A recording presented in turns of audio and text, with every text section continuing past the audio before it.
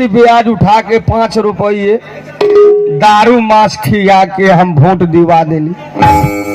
अब मुखिया भेटाई तो मेयर न, मेयर भेटाई तो मुखिया न, मुखिया भेटाई तो कही मेयर काठमांडू हो, अब मेयर भेटाई तो कही मुखिया जी ससुरारी गेल हो।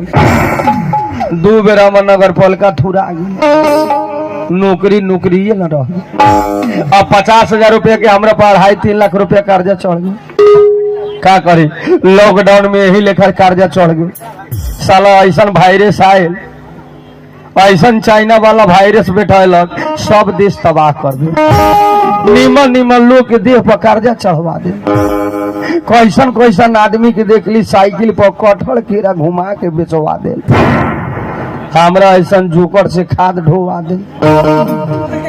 वायरस आयल चाइना से, वायरस आयल चाइना से। अपना नेपाल में लॉकडाउन लागल तो पुलिस मारे करिया का ढलान वाला पैना से। अपना नेपाल में 2 गो हिट कर लेबे, एगो हाईवे दहेजुआ मोटरसाइकिल। हाईवे नहीं खे, देखो जितना हाईवे बनल बा पुल लंग सफाई एक लगी टेढ़े बा, आ दहेजुआ वाला सीधे चला दे बोले। दहेजुआ वाला के तो अपन बाप के तेल न लागल न मोटरसाइकिल रहल, सीधे हाथी मोटरसाइकिल पुले पर, लड़का ऊपर। बेटिया वाला कसा के देता सुपर, मोटरसाइकिल पर नंबरों न चढ़ा रहता तो मोटरसाइकिल रह जाता पुले पर। बेटा नारायणी हॉस्पिटल में ऊपर, बाप हो जाता निपुत। आधा घंटा के बाद में प्रशासन जाए, का गो गाड़ी हो, कस को नाम हो, बुलू बुक छैन, हेलमेट खोल समाते रह थाना में झिका।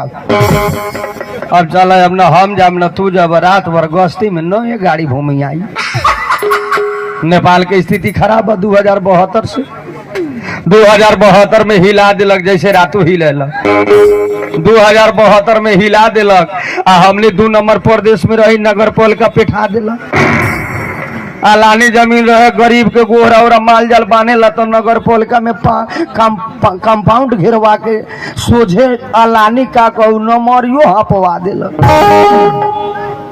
पातर पातर रोड में है, 45 फीट हाईवे पिच मंगा दिलक। डोजर लगा के नीमन नीमन मकान हमरा उरी सोझे आधा पर से कटवा दिलक। पछाड़ी टॉयलेट लेखा 2 गो रूम छोड़वा दिलक।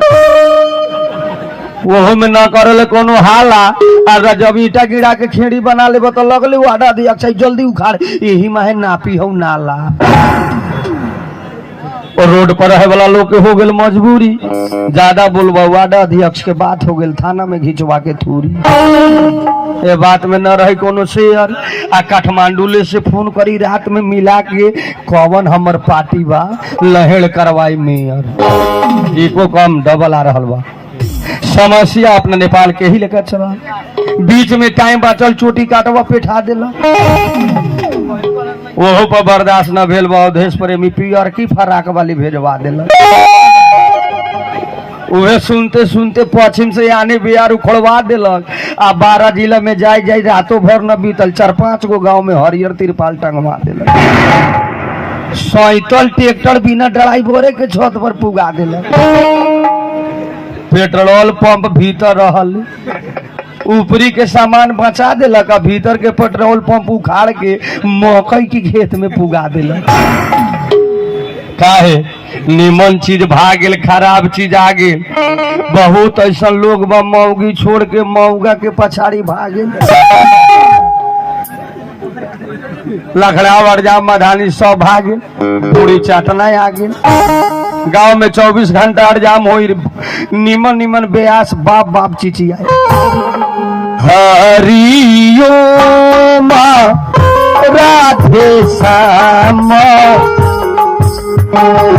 गौरी शंकर सीताराम,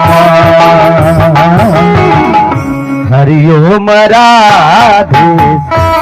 एको गो लोग ना देखे जाए, नीमन होई पंडाल के यारी यारी 4 गो पूता झपाइत रहे।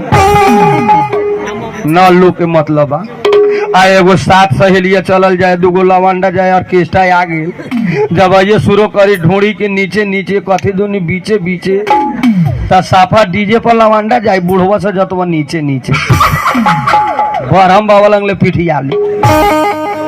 छापा ढोड़ी चाटना बाज तो बूढ़ो से फड़फड़ा जाले। यही चाल से तो नेपाल में बूढ़ा पेंशन बंद कर ले का करम। इहे काला पर बहुत नेता सबके उठलक यान। हाँ एला हाला करब त ना निमन लागी। इहे कहला पर हमरा रौटहट के नेता के उठलक यान।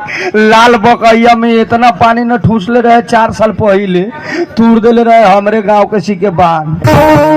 4-5 गो गांव के न रह बाँचे के आशा, अब बांध टूट गेल तो कोपुआ पुलिस थाना के हो गेल निमन दासा। बाजार पेट